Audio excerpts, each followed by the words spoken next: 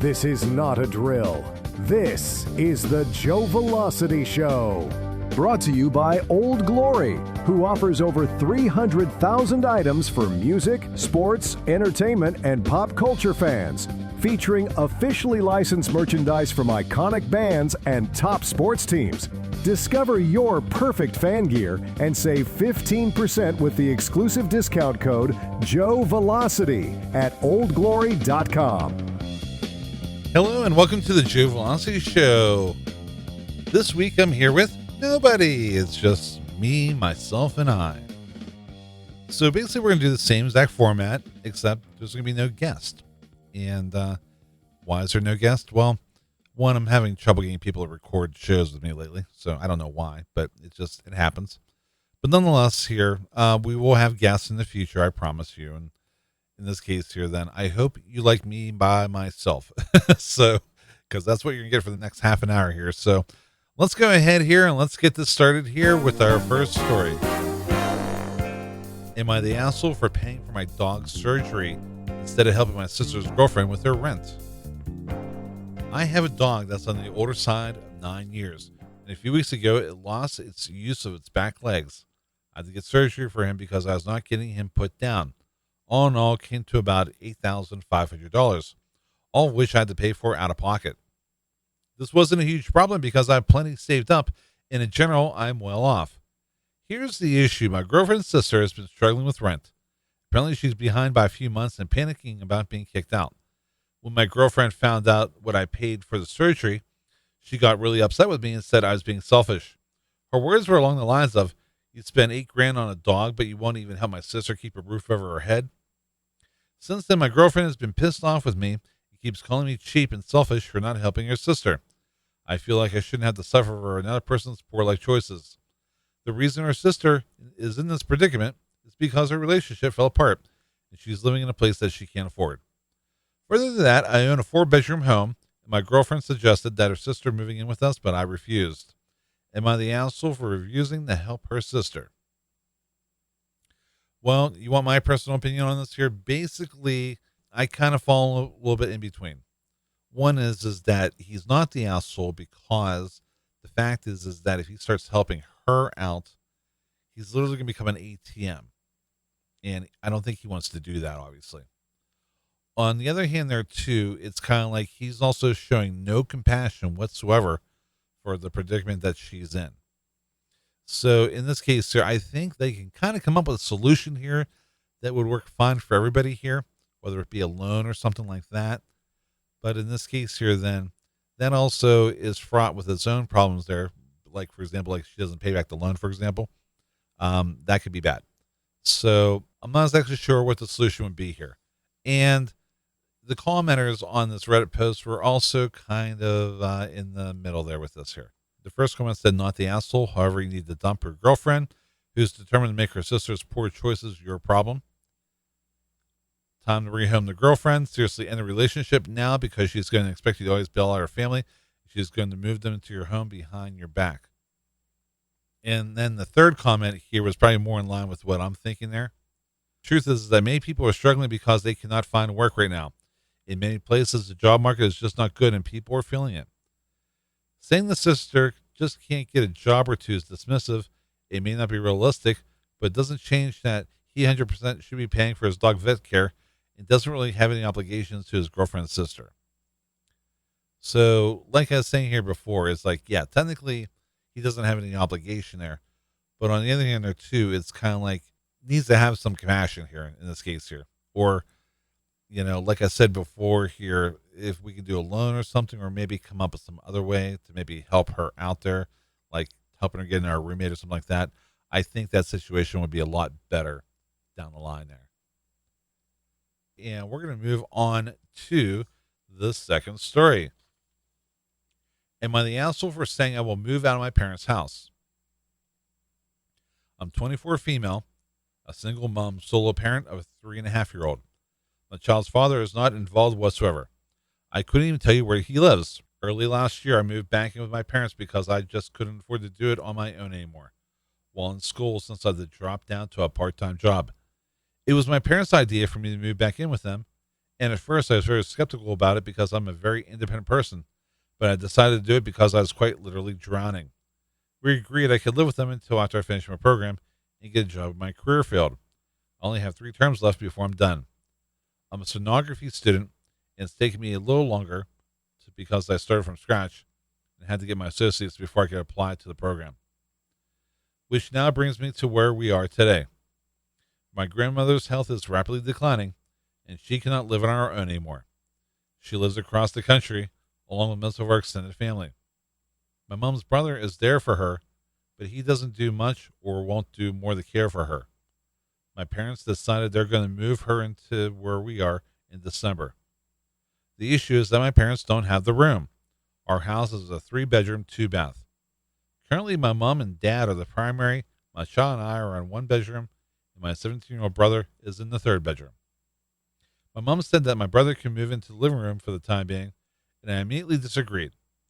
I told her he does not deserve to lose his privacy, and that I would try to go back to the 9 to 5 I had prior or find something similar, and talk to my advisor to see if I could put my program on the back burner right now so I could move back out.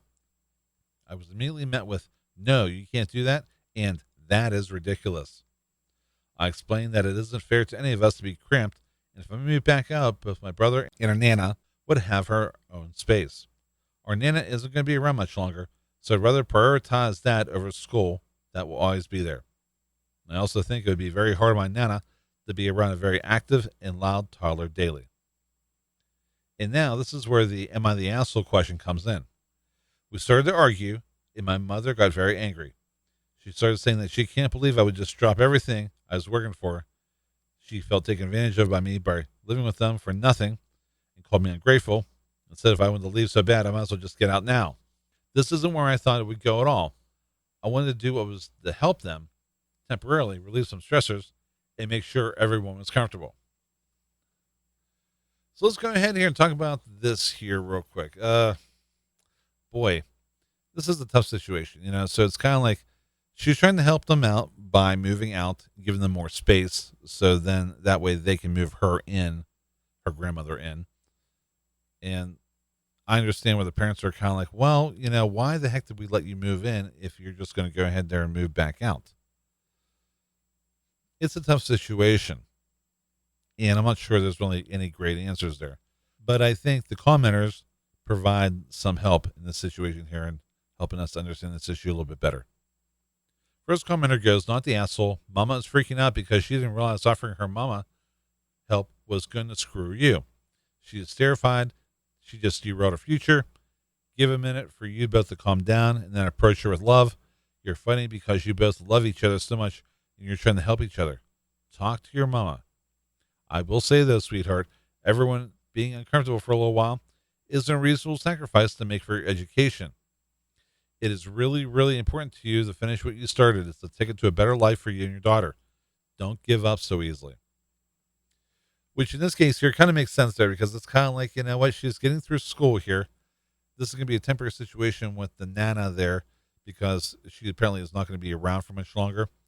So yeah, they could be uncomfortable for a little while. So literally in a sense there, by her dropping out of school, moving back out, it's kind of like undoing a lot of stuff there that was happening in the first place there because she was kind of moving forward. In a sense, this is like, 1 step forward, 2 steps back kind of thing.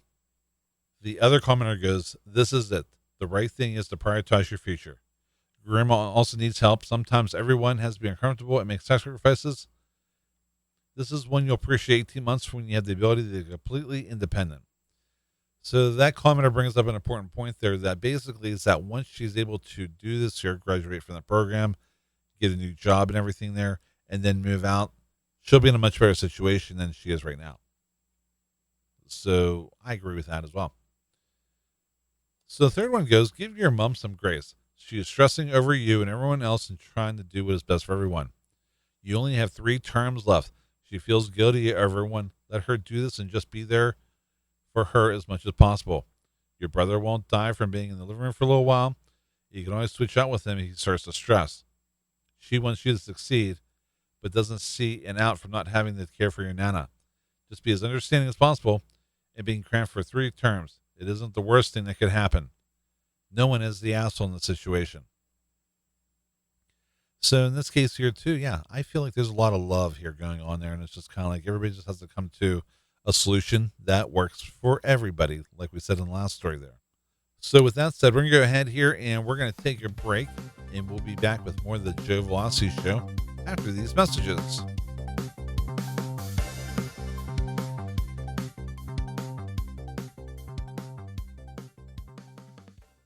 You could listen to a station that plays the same 6 songs on repeat.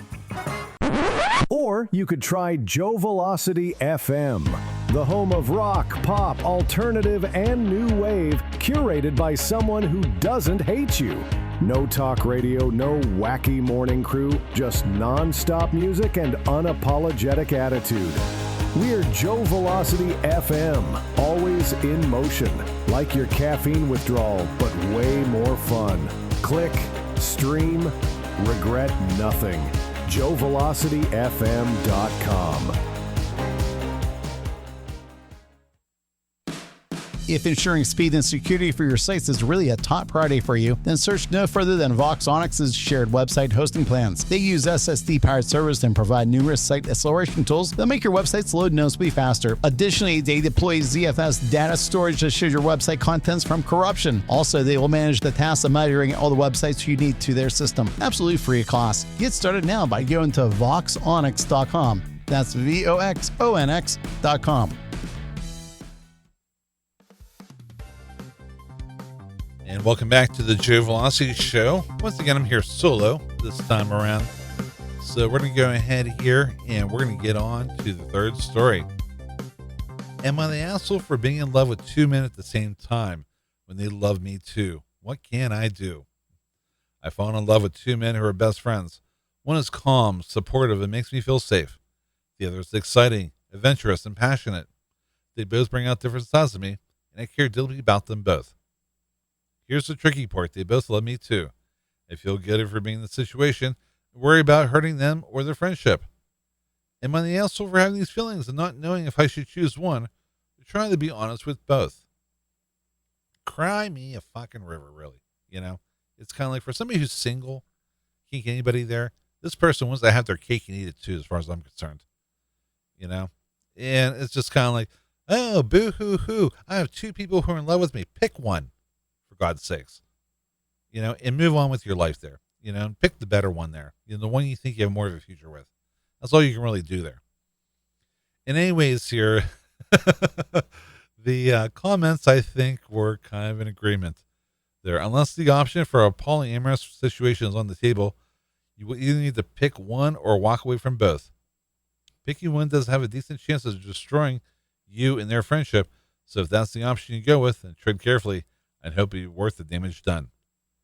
You feel how you feel, so not the asshole, but stop playing games and make a decision for everyone's sake. You know, because it's kind of like, yeah, I don't think it's fair to either person that you're in love with 2 people, you know? So it's kind of like, I think you need to, you know, basically be like, make a decision here, one or the other, but not both. Anyways, here, the second commenter goes on. It says the real answer is you don't understand love, period. You understand lust intimately, but not love. Love is not selfish. And your question is very much it's about you and not what love is. Because really, in this case here, I have a feeling that I completely, utterly, 100% agree with that commenter there. It's kind of like, you know what? You may end up, you know, holding the short end of the stick there once it's all said and done. And I'll be honest there, I did that myself there. You know, I was in a long-term relationship and I gave it up for something new. And 2 years later, I ended up being burned, you know. So now I had 2 people who didn't like me there, as opposed to one person that I technically was still in a relationship with there, because maybe I wasn't really in love with either one of them there. So, you know, in a sense there, maybe I got what I deserved, you know. Basically, the third commenter basically goes here, you will end up with one or none. And that's as simple as that there. Yeah. I would think if you're at the benefit of being in that kind of situation, you need to go ahead there and make a choice and then move on with your life there. And it's kind of like going back to what I was just saying there before. I made that choice and I unfortunately got burned. And if I was to go back and make that choice again, I don't think I make the same choice. I think I would have worked it out with the first person as opposed to, breaking up with them again with the second person there. Because now at this point here, I'm single, so whatever. But I mean, granted, I'm looking at this through rose-colored glasses, and it's a situation there where I'm not sure maybe if it would worked out any better. But what was done is done. Granted, I'm not upset being single. Granted, it would be nice to be with somebody there, but it's not necessary in my life. I'm perfectly fine with where I'm at. But the only thing I can think of it there too is that for me to be in a relationship, it has to be advantageous to me. It has to add to my life and not subtract from it there, because I think a lot of reasons why I was in relationships before were financial, that it was much easier to do it with two people than it was to do it alone.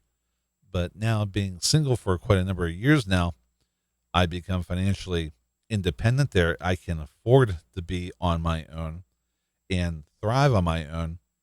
So in this case here, then for me to get back into another relationship, I need to make sure is that relationship benefits me and adds to my life. It doesn't subtract from it there, like a lot of the relationships in the past have ended up doing there for me.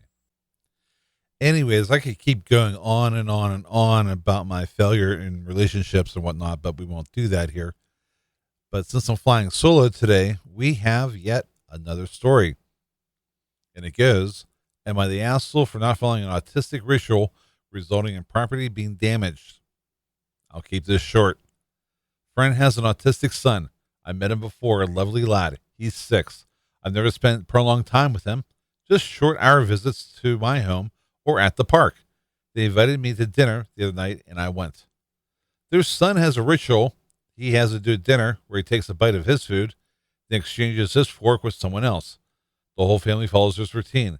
He takes a bite, swaps the fork with mom, takes a bite, swaps fork with dad, and so on around the table. They allege it's the only way he'll eat. Well, I refused, and it resulted in a huge tantrum, which unfortunately resulted in thrown plates and other dinnerware. Some of it is broken. I'm being blamed for not doing this. Let's be honest, disgusting ritual. Even if it's the only way they'll eat, they should have warned me beforehand. I would have politely declined the invitation. Was I the asshole? I'm going to say this right now. Not at all. And I think the commenters completely agree with me there. First commenter goes, not the asshole, because they definitely should have told you about this ahead of time. By the way, you have to swap silverware with our son after he's used it, and likely after someone else in our family has also used it as well. It's definitely something you tell someone ahead of time. Also, what if he had some communicable disease? It's in everyone's best interest that this is discussed, handled ahead of time. Watch a weird 10-minute performance, be introduced to an imaginary friend, compliment a shitty drawing. These are the types of things that one might have to graciously put up with when you're These are the types of things you might have to graciously put up with a dinner with friends' kids. What you described is something else. The second corner goes, as a parent of 2 autistic kids, what OP describes as just yikes. Even with the kids and their quirks. I would never invite someone to dinner knowing my child does this with everyone at the table. Parents have to learn to manage routines just like kids have to learn how to manage certain behaviors. Like my daughter will unannounced get up, jump, and flap her hands. People think it's cute or funny because she does it with a big grin on her face, and it's not affecting anyone, so we let her be. This is just yikes. I absolutely 100% agree with both of these commenters here. This is just gross. I'm sorry. Personally, I want to eat my own food. I want to be left the hell alone eating my own food. I do not want to have to be passing around silverware that somebody else has used to take a bite and then keep passing it around with some stupid ritual there. The parents need to get a hold of their kid and be like, hey, this is not how normal people eat. This may be how we eat, but this is not how normal people eat. They need to break them of this habit, basically. And unfortunately I'm not sure if they're going to be able to do it there. And then the reaction there, I mean, granted, he's autistic and whatnot there, but still, it's kind of like, what we start throwing plates around and everything there. It's just kind of like, I don't think this is what the guest had signed up for here. And I think it's one of those cases there where basically the parents are going to have to get down to this kid and be like, hey, this is not how we act around guests. It's as simple as that.